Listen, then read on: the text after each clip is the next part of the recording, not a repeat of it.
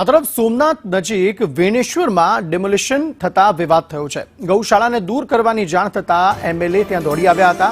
સોમનાથના ધારાસભ્ય વિમલ ચુડાસમાએ તેનો વિરોધ કર્યો હતો।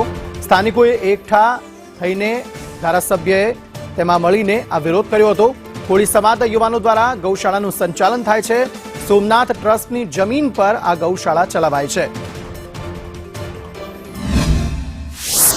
સોમનાથ બાપાનું સાનિધ્ય આવ્યું છે તેની બાજુમાં વેણેશ્વર મંદિર, ત્યાં કોળી સમાજની જગ્યા સોમનાથ ટ્રસ્ટ દ્વારા 1993માં આપેલી હતી। એ સ્થળ ઉપર બેઠો છું।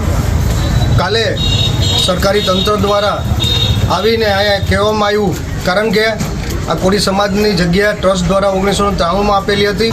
એ તંત્ર કાલે જબરદસ્તી આવી અને ગાયોને ભરી ગયા। 50 જેટલી ગાયોને, હજી 50 જેટલી ગાયો છે।